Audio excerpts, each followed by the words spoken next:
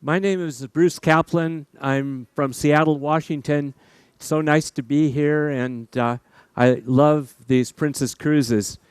The Titanic has always been a fascination for me since I was 10 years old, and the movie Titanic came out with Clifton Webb and Barbara Stanwyck. My fifth grade teacher, she was mesmerized by Titanic, and she had all of us really interested in it too. In 1996, I was approached by some Titanic buffs in Seattle. They gave me a copy of the first book ever written. Came out just 3 weeks after the Titanic sank. It was called The Sinking of the Titanic and Great Sea Disaster.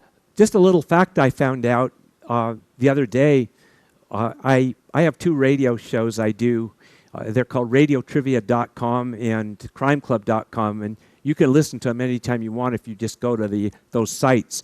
And I discovered that the first sound radio transcription was done in 1907, 5 years before the Titanic went down. So they actually had the ability to transmit sound on radio at the time the Titanic was on the seas. The Titanic, about 45 minutes before the Titanic hit the iceberg, they got a message from a ship called the Californian. And the Californian went and sent the message to the Titanic that they were parked for the night. The Californian was a 6,000-ton vessel, and it was about 1/6 the size, or about 1/7 the size of the Titanic. Well, anyway, the Titanic radio had broken down a day before, and they had because of that, the Titanic had a big backlog of telegrams to send to the mainland, to Cape Race. So when they got this message from the Californian, instead of taking heed, what they did is the radio man of the Titanic got very angry, and he went and he radioed back, shut up, I'm trying to work Cape Race," where the radio man, Cyril Evans of the Californian, went and shut off his radio set, and he didn't. In those days, you had to rewind the detector if you wanted to hear incoming messages, and he didn't rewind the detector because he didn't want to hear noise, and he went to bed. Well, there's a big controversy to this day and about the Titanic, and there's been books written about it. Could the Californian, which was 10 to 25 miles away from the Titanic, could they have saved everybody if they had known that the Titanic was sinking? The Titanic desperately tried to get in touch with the Californian, but it was to no avail because Evans was sleeping, and Captain Stanley Lord was awakened because he was told that there were rockets that were being fired, and some say that Lord said that that's just the Titanic. They're celebrating their maiden voyage. And the interesting thing was, after the Titanic sank, they had hearings in Washington, D.C. and in England. And when they had these hearings in Washington, D.C. and England, in Washington, D.C. and actually New York, it was under Senator Smith. But when they had the hearings, only one blamed for the sinking of the Titanic was Captain Stanley Lord, who was, like I say, 10 to 25 miles away, but he was blamed because he didn't come to the aid of the passengers, for they had fought the fire for days. Well, when my book came out in 96 and I started talking about this fire on the Titanic, everybody said it was apocryphal and that it really wasn't true, that no ship would leave Southampton with the ship on fire. So I decided to dig into the archives of America and Great Britain. And in America, I could not find any reference to the fire, but I hit pay dirt on day 4 and day 5 of the testimony. It tells the fact that the fire was so bad that it started before they left Ireland. Before they left Belfast, Ireland, the ship was on fire, and that the fire continued up till a day before they hit the iceberg. And the fire was right where they hit the iceberg, and the fire was right between the fourth and fifth bulkhead of the Titanic, compartment of the Titanic. The Titanic was built so that 4 of the front compartments could be compromised, but once the 5th compartment went, the Titanic would have to sink. It was like filling an ice cube tray, and what would happen once the 5th, the weight of the water would just go over and over and over. Now, after they hit the iceberg, it was not a traumatic hit. It was, and believe it or not, the people on the Titanic were really happy. Most of them that knew about the clash with the iceberg were really happy about it. The thing was that there was ice on the boat deck. You could walk outside. You could put ice in your cocktail glass. And it was just kind of a novelty. And for the first half an hour, everybody was, oh, hey, we hit an iceberg. Come on out. Take a look. And there's all kinds of descriptions in my book about how non-reactive the people were. Titanic had enough lifeboats. It had only 20 lifeboats, but it was enough lifeboats to save 1,178 people. In reality, they only saved 705. That's all they saved was 705.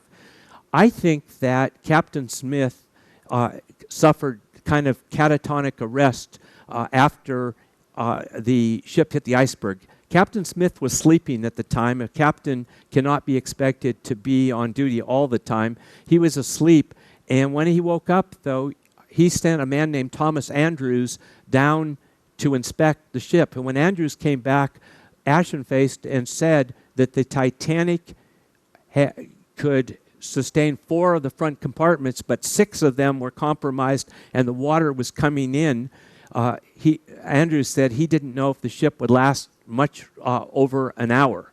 So Smith knows that the Titanic is going to sink, but he doesn't relate that to the other people, and he lets the first lifeboats go half empty. And people are actually joking. They're saying, when people get on the lifeboats, they're saying, we're not going to let you come back up. There was one honeymoon couple. Their name was Mr. and Mrs. Dickinson Bishop of Canada. And the wife said, sweetheart, hey, just for fun, this will be great to talk to our grandchildren about. Let's get on the lifeboat. And they did. And it saved his life. Now, as far as statistics, 705 people were saved from the Titanic. 1,503 lost their lives. Here's an interesting fact that when I ask people, I say, who do you think survived the least? And they always say, well, it would either be a male crewman or it would be a male in third class in steerage. In reality, it was only 8% of the men in second class survived. They believed in the mores of the day, women and children first. But also, your best chance of survival was to be a child in second class. Every child in second class survived. The same mores dictated that they'd make sure that every one of their children did survive. Another interesting thing was that of the 705 survivors, there were about 8 more male survivors than there were female survivors. So the fact when they say women and children first, it was like even a guy like Bruce Ismay, who could never live it down. He was the owner of the ship. Bruce Ismay was always liked to travel on the inaugural voyage of his new ships. He not quite the way they show in the Cameron movie, but he does get into a lifeboat and does save his life. And he lost really all influence and all prestige. He died in 1937, but that was something that the fact that he managed to save his life and so many others, 2/3 of the passengers went down. Lusitania. What I'd like to do is show you just a few pictures of the Titanic. Now, that's Captain Smith, and the Titanic was his last voyage, and that's Lord Perry, the gentleman who was at the dinner with Bruce Ismay the night they designed the Titanic on the napkin. And this is the grand staircase of the Titanic. This is a real photo, an actual photo of one of the lifeboats waiting to get picked up by the Carpathia. That's the Californian, and that was a ship that they tried to reach to go and rescue the passengers. And remember, it was Captain Stanley Lord of this ship that actually was the only one blamed. Today, there's two kinds of people. There are Lordites and anti-Lordites. People that say that Stanley Lord got a bad deal, and other people say that he was responsible. I feel that he did get a bad deal. All right, now we're at the Lusitania. In 1914, Great Britain and Germany were at war. Germans were upset because they felt that the British were kind of getting a lot of materials from America, and that they were behind the eight ball. Comparison between the Lusitania and the Titanic, like I say, the Lusitania was a much faster ship. It had a sister ship, the Mauretania. It was a Cunard liner owned by the same line that's in existence today. Actually, the Carpathia that came and rescued the Titanic people was a Cunard liner. There was a Captain Schweiger, a U-boat captain, and he just was down to 3 torpedoes and almost running out of fuel. And he spotted this ship in the horizon, and he didn't realize at first that it was a passenger ship, but he goes and he fires a torpedo at it. The torpedo hits the Lusitania, and what it does is it hits it right in the bridge where you do the steering, and when it hits it in the bridge, the Lusitania is speeding along, and they can't they can't control the throttle. Only took 18 minutes. The Titanic took 2 hours and 40 minutes. The first hour on the Titanic, people were still joking and happy about it. The captain of the Lusitania, Captain Turner, went and he waited till the ship sank, and then he got some type of deck chairs and things and managed to fabricate something to help him stay afloat, and he managed to survive. Almost 1,200 people died on the Lusitania, and about 765 survived. So the Lusitania goes and sinks, and the Lusitania, the one thing that the Germans wanted to do is the Germans the one thing they did not want to do was get America into World War I. They wanted us to stay out. But the one thing the British did want is they wanted us into the war, and so many Americans died on the Lusitania that we were very angered. And some man in Germany made some gold coins commemorating the sinking of the Lusitania. He just made a few of these coins, but some British man got a hold of the coin and went and duplicated hundreds of thousands of these coins to really anger the Americans. And it was a real good PR thing for the British and very bad PR for the Germans. Now we'll move on to the Andrea Doria, and beautiful ship. It was built in 1951. It was the pride of the Italian fleet after World War II, and it was 29,000 tons. So it was a little more than half the size of the Titanic. And the Andrea Doria still had 3 classes of passengers. It actually had 3 outdoor swimming pools, and it was just a beautiful ship, and it was on its way to New York, and there was a ship that was leaving from New York called the Stockholm, and it had passengers and also a lot of freight, and it was a Swedish small vessel. And anyway, the Stockholm went, and the atmosphere was clear, but the Andrea Doria had been in a lot of fog. And the Andrea Doria picked up the Stockholm on radar. The Stockholm picked up the Andrea Doria, but somehow the two ships collided. The Stockholm was an icebreaker ship, so Stockholm put a huge gash in the Andrea Doria, and the Andrea Doria was going about 22 knots, about 25 or 6 miles an hour, so it started pulling the Stockholm. Immediately, the Andrea Doria was hit on the starboard side, which is the right side, and immediately it started to go down. Now, if the Titanic would have had enough lifeboats, the Titanic would have been able to save every single passenger. The Andrea Doria had enough lifeboats. That was a requirement, but because the ship went and tilted, they couldn't use any of the lifeboats on the port side. And the Stockholm originally started to sink, but they managed to get it to stay afloat.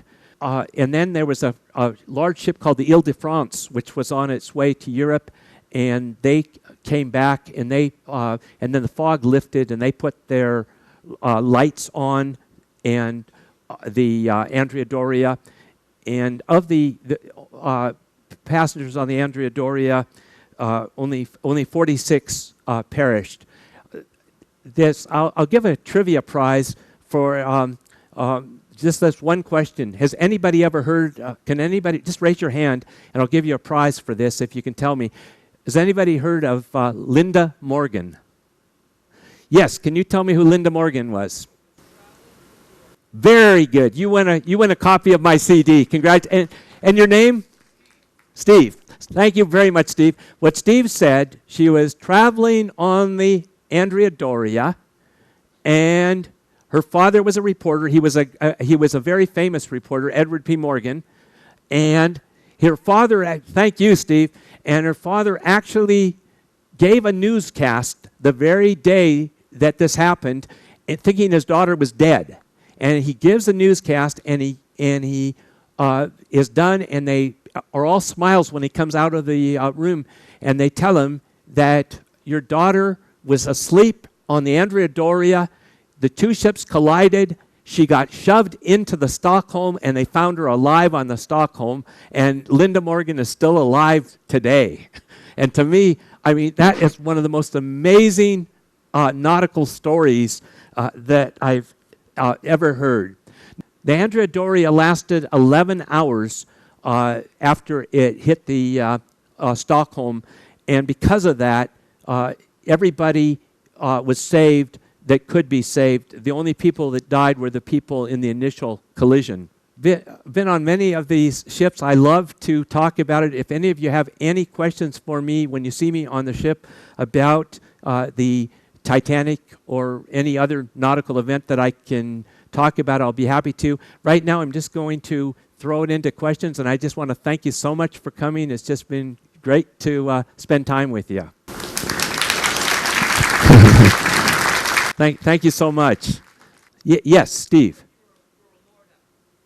Yeah, Steve said that I'm a Lordite. Yes. Steve brings out an interesting point. He says, how could Captain Lord of the Californian have really been to blame? He was completely encased in ice. His coal fires were put down. In order to get to the Titanic, he would have had to fire up his engines, which would have taken a long time. He would have had to go navigate through ice. And here's another interesting thing, Steve, and I've given a whole talk on this before. Coming back from Europe in one of the Princess ships, one time I gave 9 separate talks about 9 different events. But I'm going to tell you an interesting thing they discovered in 1963, and that is today, they don't even think it was the Californian that the people saw off the Titanic. There was an illegal trawler, a Norwegian trawler, the Samson. And Steve knows about, boy, Steve, Next time, Steve, I'll have you do the oh, you're great. Anyway, and they think it was the Samson and not even the Californian. If there's any more questions, yes, sir. Yeah, the gentleman says, isn't it true that the about the California just assumed that they were celebrating? I'll go into a little deeper about the rockets because I've studied it a lot. I've delivered speeches on that. Today what I'm doing is just with one talk. It's difficult to get every aspect there, but I will tell you that what happens is they were worried about the color of the rockets, and it turns out that in 1912 it had nothing to do with the color of the rocket. It had to do with the duration of if you sent Titanic had 36 rockets, and what they were supposed to do, if they rightfully did it, is they were supposed to send if they were in trouble, they were supposed to send a rocket out every 60 seconds, and they could have done that for 36 contiguous minutes. But what happened was the Titanic the reason why you'd think it was a celebration is because they just sent out a couple rockets, and then 5 or 10 minutes later, some more rockets. Well, thank you so much for coming. If you see me on the ship and you want to ask any questions, I'll sure try to answer them for you.